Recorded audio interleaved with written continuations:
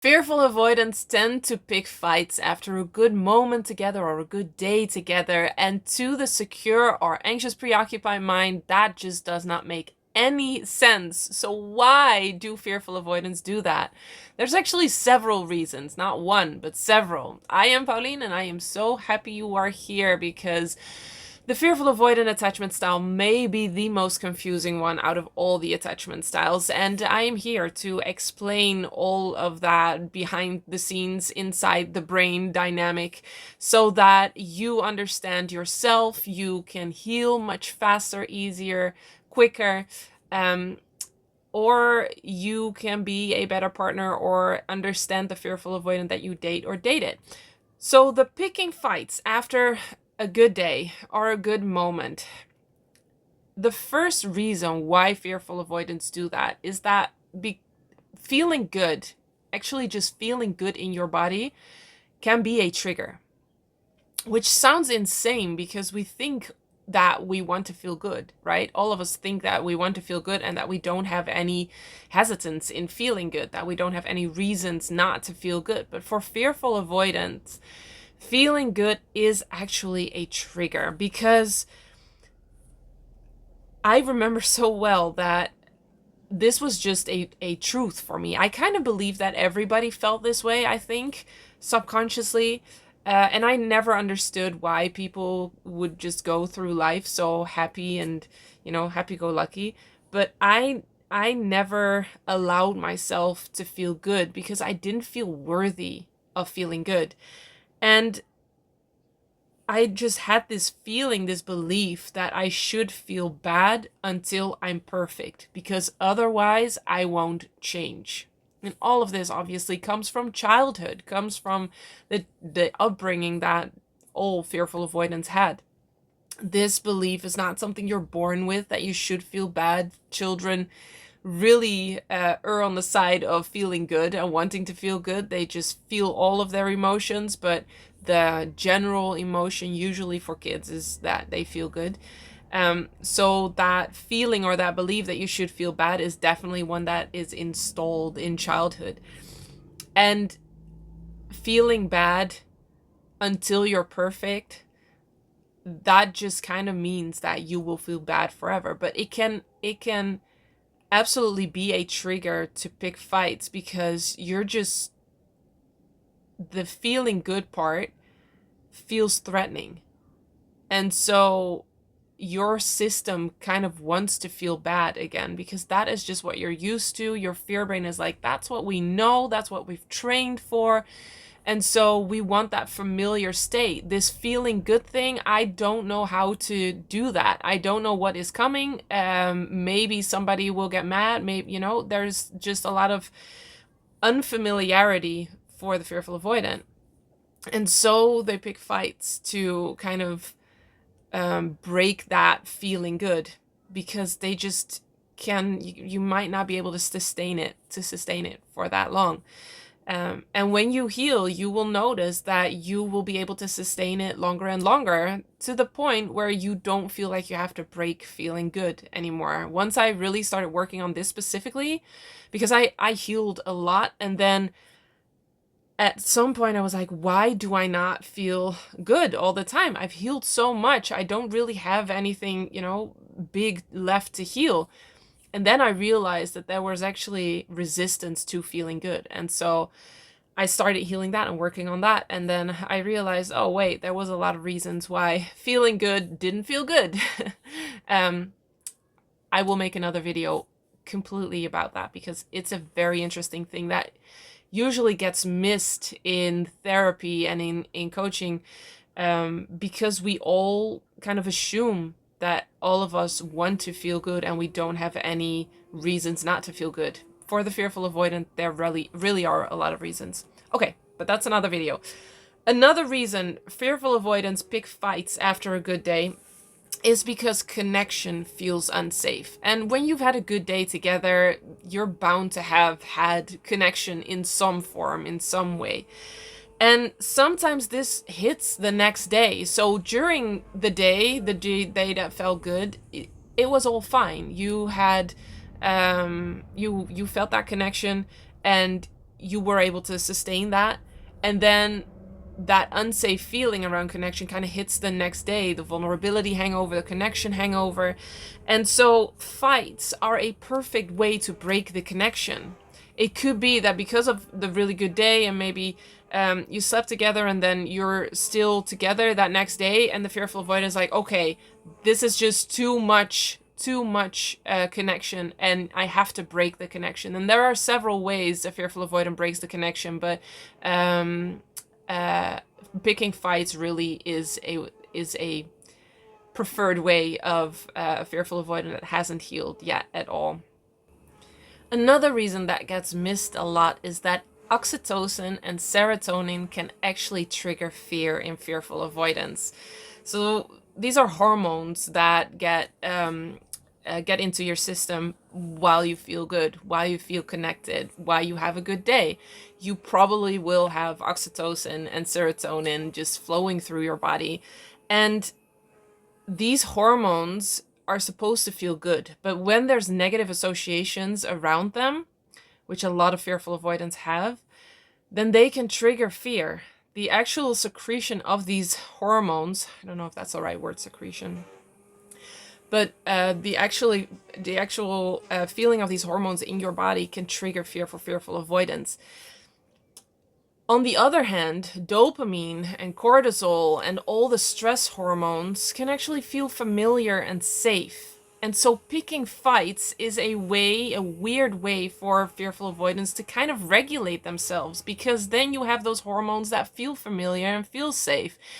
Even though you don't want to fight, you don't want to hurt your partner, you don't want to be in this situation. A lot of fearful avoidants feel horrible after. You feel guilty, you feel ashamed, you don't know why you did it. But this is why I'm trying to explain the subconscious things that are happening. You probably don't think while you're feeling bad about picking a fight, oh, it was probably my hormones, because so many people miss this.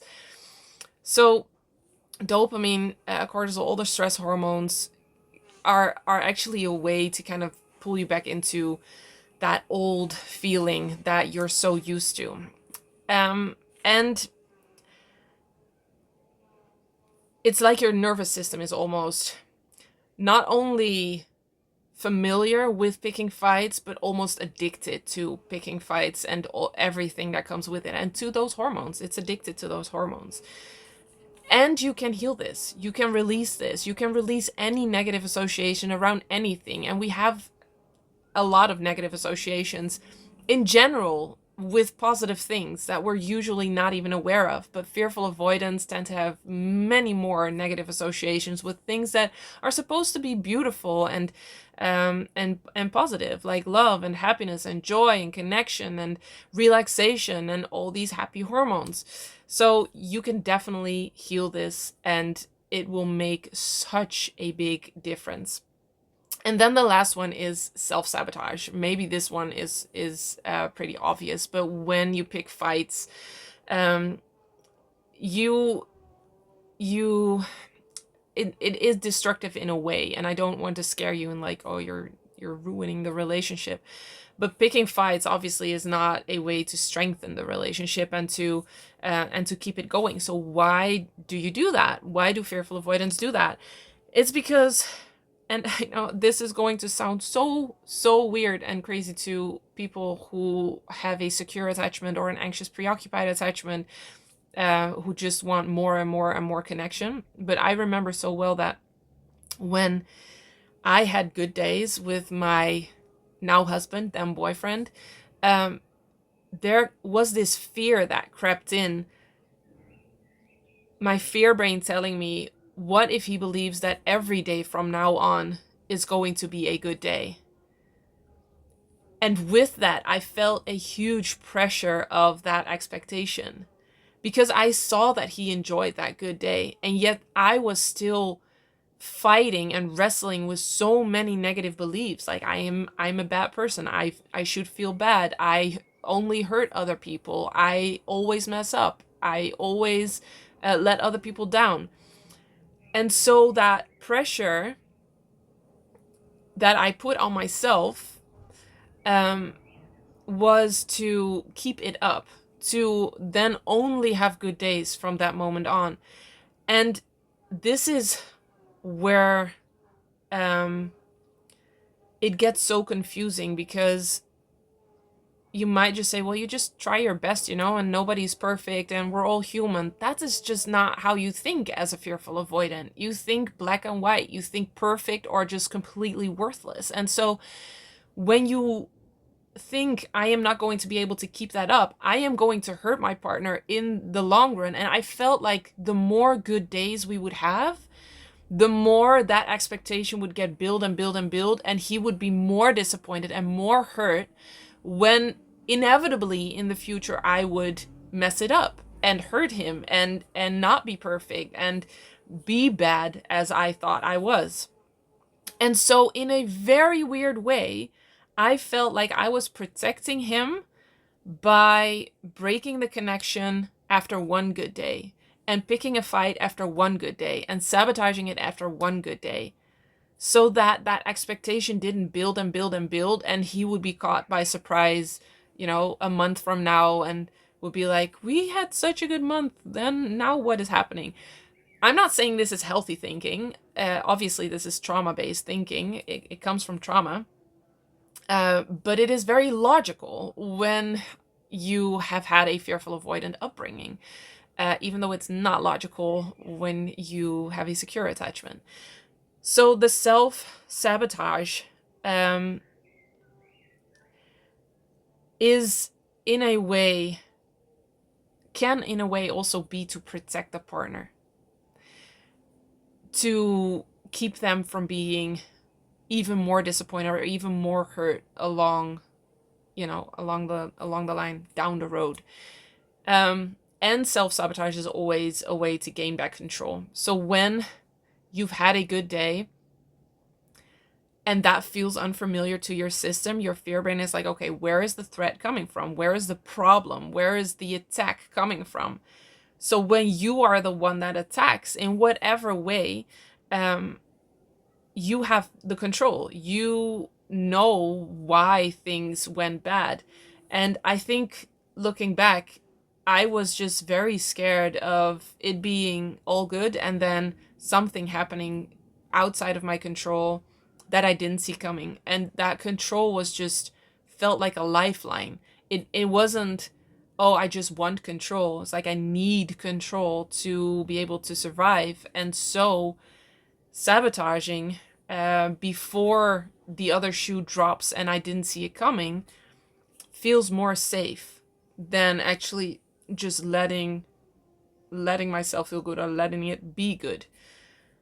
So there's just a lot of reasons why fearful avoidants pick fights, and I'm not condoning that. I'm not saying that is a good thing when you are a fearful avoidant. Of course, it is so important to take responsibility, to do everything you can to regulate yourself, to heal on a deeper level so you don't even feel the need to pick a fight anymore. That is absolutely most preferred way, because that would help you the most also. I think any of us always try to do our best to not hurt our partner, even though it might not seem like that. But we should take responsibility for our actions, absolutely. It's just that for many fearful avoidants, that is not an option. That is not a choice they can make.